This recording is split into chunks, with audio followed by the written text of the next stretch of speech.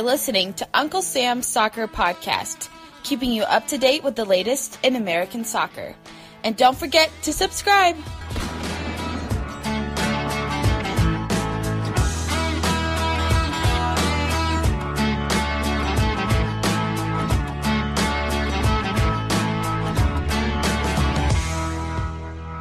Hello everybody and welcome to this edition of Uncle Sam's Soccer Podcast. Indeed, it is another special, kind of going along with the theme, the holiday theme, Armand. How's it going? Steven Jodder here. Enjoying your holiday break? Yeah, you could say that. I'm here recording with you, so I could be doing better things, but I'm here. You could. This is like the best time of the day. I know when you and I are on Skype talking about soccer, it warms my heart.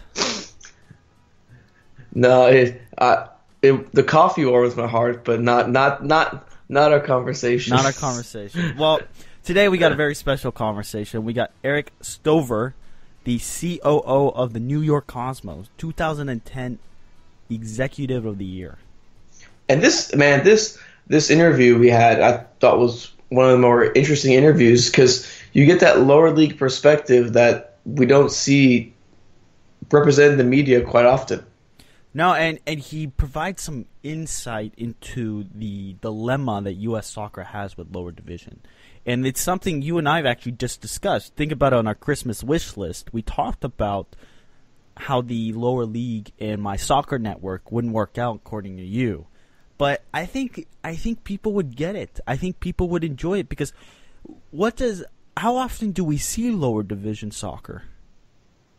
How often is it out there?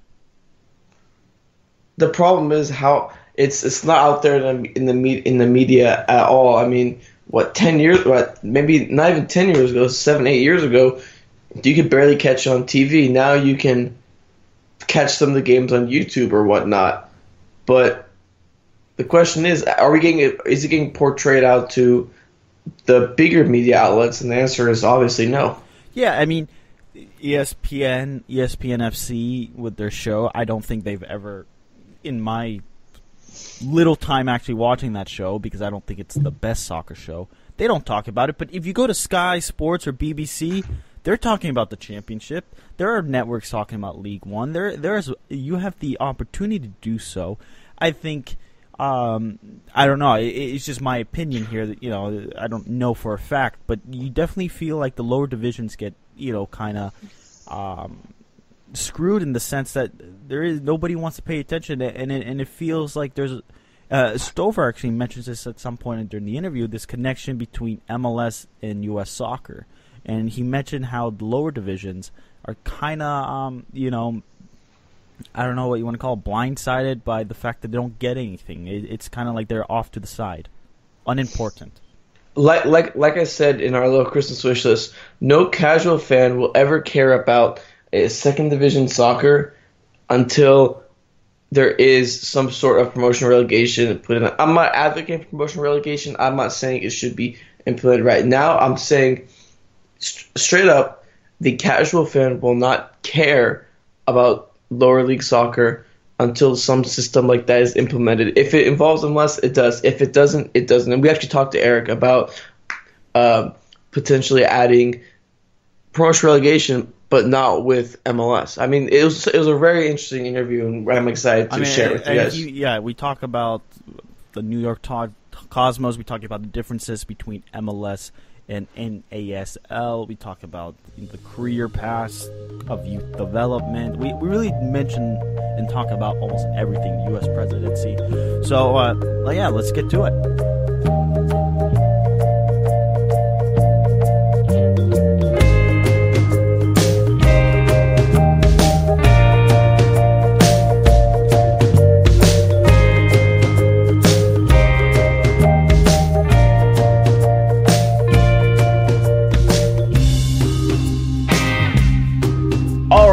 Joining us today on the show is a really special guest. He's the COO of the New York Cosmos and the 2010 MLS Executive of the Year, Erik Stover. Erik, how you doing today? Very good. How you guys doing? We're doing well. We're doing great. Yeah, just relaxing, having this great discussion on this Thursday. I wanted to talk to you about why did you want to take this Cosmos position? Because you did accomplish a lot at the Red Bulls. You've essentially helped build the foundation of what they are today with the stadium and with bringing Henry to the Red Bulls. So what made you want to take on a position like the Cosmos in the quote-unquote lower leagues of U.S. soccer? That's a great question, and I don't know that anyone's ever asked me that before. I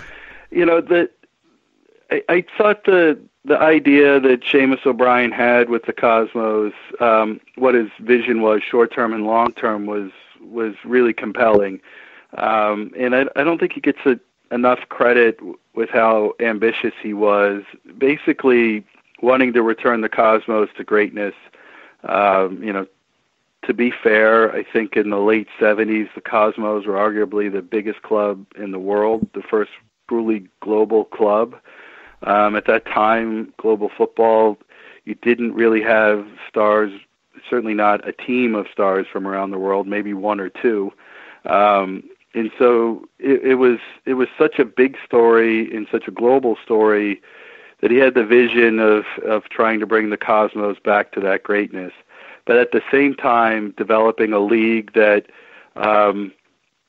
was on more of a global philosophy, building the NASL into something that was relevant internationally, that had more of a club-first focus, less about the league and more about the clubs.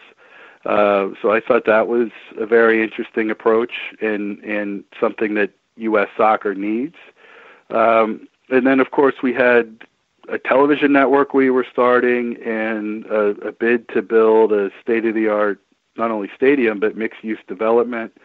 So it was a lot of things really ambitious. In hindsight, I think it turned out that we bit off more than we can chew in such a short amount of time. But I think now that a lot of what's being debated and discussed, that vision is even more relevant today than it was 5 years ago. You obviously mentioned how historic the Cosmos are, and I get in some sense, in some circles, people know the name New York Cosmos more so than, say, Real Salt Lake. You know more about the history with the Cosmos. And do you think that is, how important do you think the Cosmos name, the brand, is to U.S. soccer? I think it's essential. And if you're going to be honest and give credit where credit is due, much of the infrastructure on the grassroots level got its start around the growth of the Cosmos and the NASL in the 70s. Mm-hmm.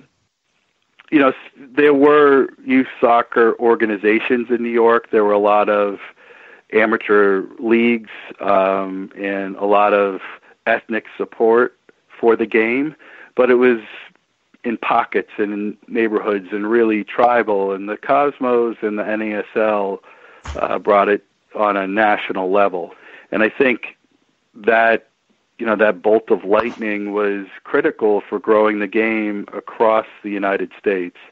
So I think the history of the team in the league is so important with where the sport is now. And I do think it's a bit unfair. A lot of at the start of MLS and the justification for single entity was around we have to have single entity and salary caps because we can't have what happened with the NASL and the Cosmos destroying the league. There's truth in some of that, but the Cosmos didn't destroy the NASL. They were a big factor in building the NASL. There were other business mistakes like overexpansion and expansion to bad markets or markets that didn't have the revenue needed and other business mistakes. But the Cosmos really put the sport on the map in the United States. And so I think some of that revisionist history has been unfair. And I have to agree with you, Eric. As Steven knows, I've been doing a deep dive into the U.S. soccer history. I even purchased a Dallas Tornado jersey that I found. So I mean, I've gone too deep. Yeah. But I mean, when I was looking back on the history, I mean, it's true. The Cosmos played an important role. You can find the first game that Pelé played in for the Cosmos actually on YouTube. I think it was against the Tornadoes. And you see 25,000 packing the stands, and you're like, wow, this was soccer in the early 70s. If you even look even further, you see the Minnesota Kicks had averaged around 24,000 in the late 60s, early 70s, something that, around that time, it's a pretty big deal. It'd be a pretty big deal right now if they did it as well. They're such a big part of the U.S. soccer history, but yet it seems that almost yearly we have this discussion about the future of the Cosmos and the NASL. What do you think of that? When it just seems like, I feel like we hear it almost again yearly that the Cosmos might or the NASL might end up shutting down. Yeah, it's certainly not. It's not pleasant to work in that kind of environment. Right. You're sort of on thin ice and afraid that it's going to crack beneath you at any moment, and it's been like that for 2 or 3 years now, and it's difficult for our players, our staff, our fans, of course. They just want to support their team and not have to deal with courtrooms and whether we're ever going to go on sale with season tickets, because we don't know if we're going to have a season. So none of that is good. None of it's good for the development of the sport. It's not good for a good young American player like Erik Calvillo, 19 years old, that is building a career and could at some point be on the national team. Having that level of uncertainty is not good. And I can't really get into the specifics of what our issues are because it is a pending court case, but right. Our league feels that there have been a lot of unfair business practices used against the NASL, and it getting to the point where we can't function without addressing these issues any longer. And so it is in court, and it's not what I want. It's not what our fans want, but it does feel like it's been a death by 1,000 cuts. And what we really would hope is that U.S. Soccer would say to us, what can we do to help? And from my point of view, that's never happened in the 5 years I've been associated with this club and this league. I want to get to your comment right there, but before that, I want to shift back to just a quick question. You work both at MLS and now NASL, so the lower division. What is the big difference as far as, structure, vision, and just the ideals behind the clubs?